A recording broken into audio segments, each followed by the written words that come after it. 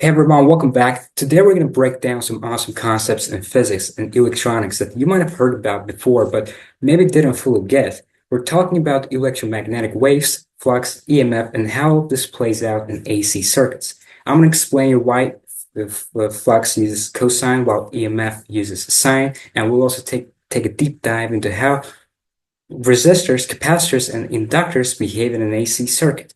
I'll draw everything out so you can really follow along and understand these ideas step by step. By the end of this video, you'll have a much clearer picture of how these concepts fit together. So, without further ado, let's get started and have some fun with it.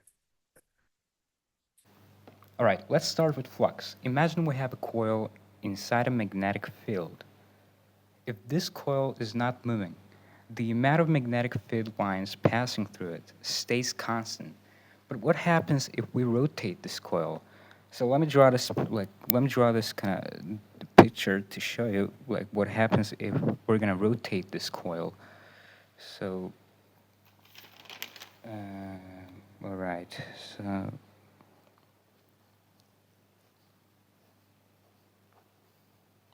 So here's our, let's say here's our coil, right?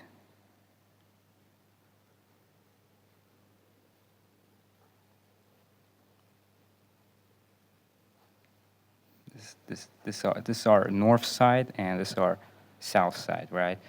So now we're gonna kind of rotate this, right? This is our rotator. So the number of field lines passing through it changes as the coil rotates, right? So if this is gonna be like T0, then the flux will be at its maximum, right?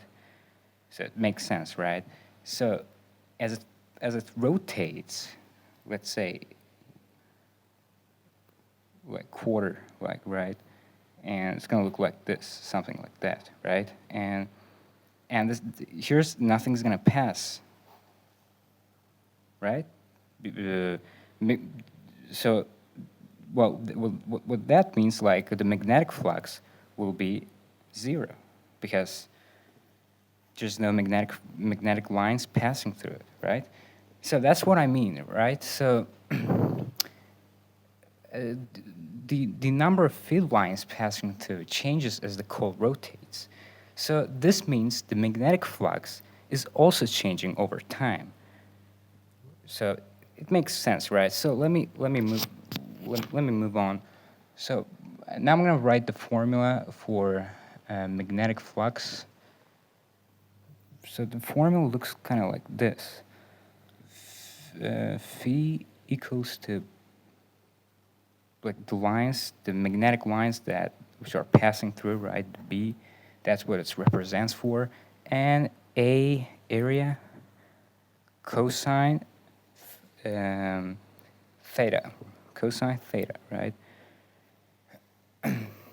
So like flux depends on the angle theta between the magnetic field and the normal to the coil. But in a rotating system, theta changes with time. If the coil rotates with angular velocity, which is omega, then it's gonna theta will be omega times t, and flux becomes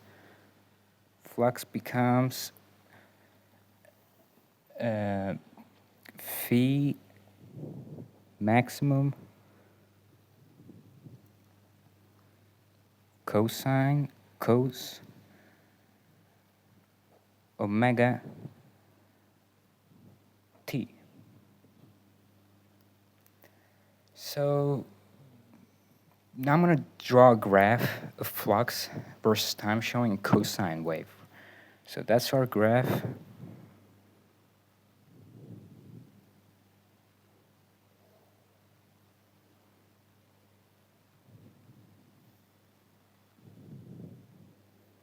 So the cosine, sorry, not cosine, right? Not cosine. Cosine. No, I've been like pronouncing this over and over again. but it's like cos, not cosine. I don't know why I'm saying this way.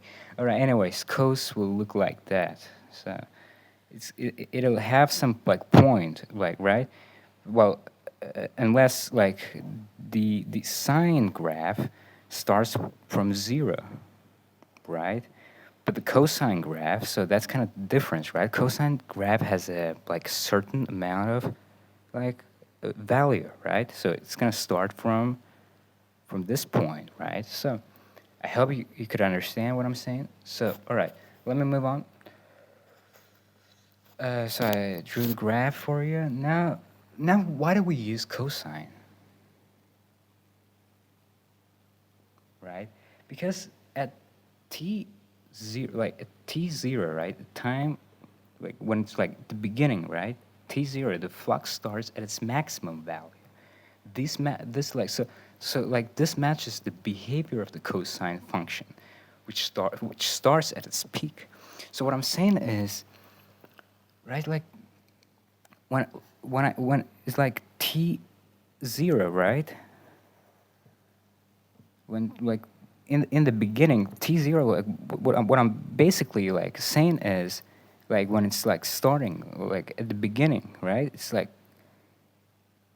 phi is at its maximum, right? So that's why we use cosine, because in the beginning, the flux starts at its maximum value.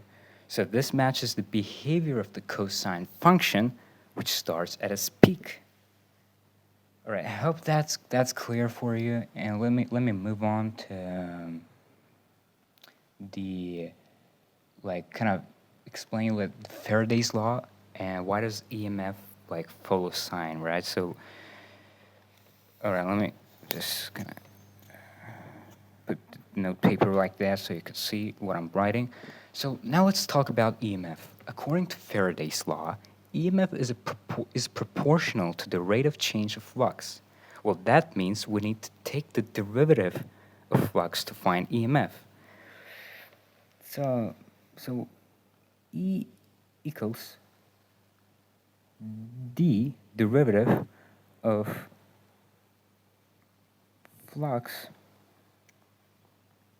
divided by the derivative of time, right? Divided by the derivative of time, right?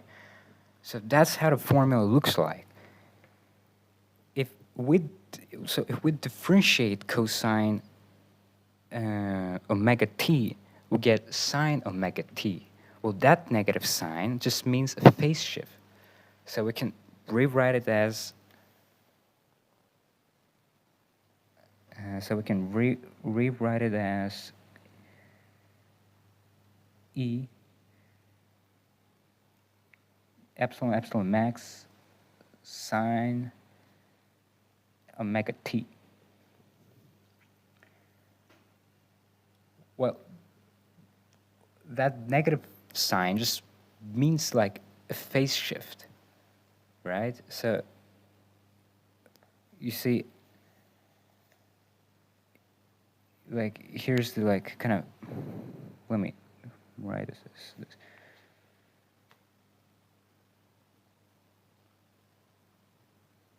So it's like negative signs means like phase shift. Now I'm gonna draw the EMF graph, which you probably might have guessed, a sine wave, right?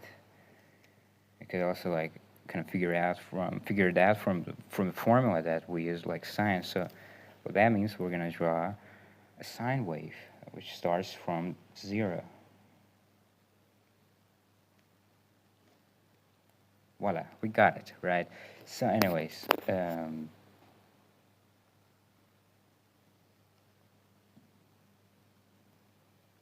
that's the EMF graph. Reaches 0 when flux is at its peak. And explain active resistance in an AC circuit. Now, what happens when we put a resistor in an AC circuit? Well, resistors are simply, they do not store energy. They just convert electrical energy into heat. This means that in a circuit with only a resistor, the voltage and current stay in phase. So I'm gonna write the equation like that. Let me, V equals to V max sine omega t, right? Uh, yeah, like, guys, like, just really, resistor isn't like kind of just, converts electrical energy into heat. So, well, that means like when the voltage goes down, the current also goes down. Like, they just stay in phase, right? All right, let me draw so that I could kind of explain much more better. So that's our AC circuit, and that's our kind of resistor. As you can see, that's our resistor, and yeah, it just doesn't do much, right? Just kind of converts the heat, and that's it. Like, yeah, let's see, the current kind of flows from here, like this. Yeah, I hope you understood me, right? Yeah. Now, you know what I'm going to do right now? I'm going to just right now add a capacitor. Like a resistor, a capacitor stores energy in an electric field. This changes everything, right? A capacitor resists voltage changes between let me first try and then explain. Like, a capacitor resists voltage changes because it needs time to charge and discharge. Okay, let me try it right up here.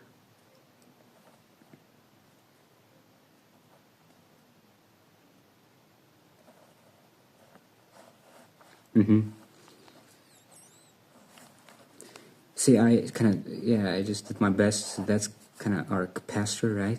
And let's say this, that's a value of plus and it's minus, right?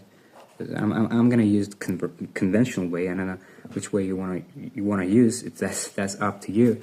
You might be using like electron way, but I'm using convention from plus to minus, right? It's plus, so it's gonna come all the way here to minus, and it's gonna charge plus, right? No, let me use, no, actually I just made a mistake. Let me use minus from plus, minus to plus, right? Minus is gonna go like this, and minus plus, they're gonna attract each other. So then they're gonna, you see that they're gonna then they're gonna like change their polarity. It's gonna, this process is gonna go on and on and on, right? And it's gonna take time here. So that's why we say that like it needs time to charge and discharge. And the formula is gonna look like that. So that's our formula. X, like that's reactance, equals to one at the top, and the bottom is omega c.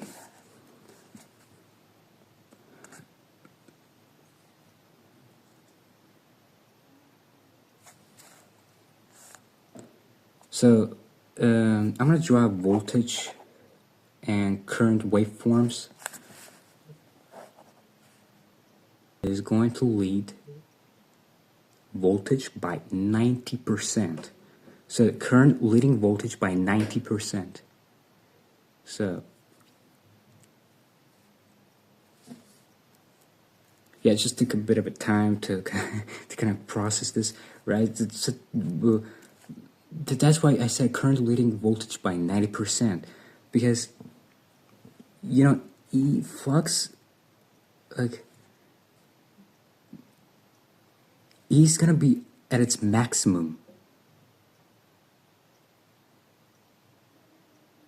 right? All the time. Like, I mean, the current is gonna be like up, like, it's always gonna be there. But flux, it just takes time, right? So that's why we say flux, like the current leading voltage by 90%. So current reaches its peak first before voltage does. And that's why we say current leads voltage in a capacitor. So in a capacitor, remember this, in a capacitor, current leads voltage by 90%.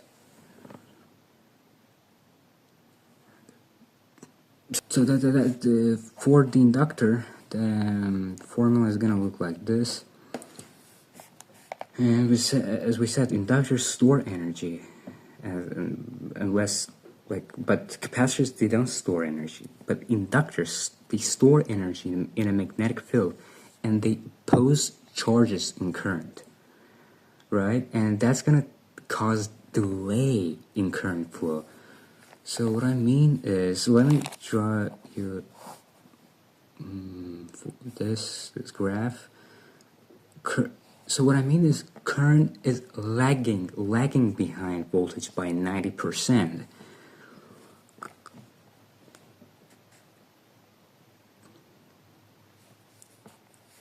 So now it's gonna be like kind of inverse, right?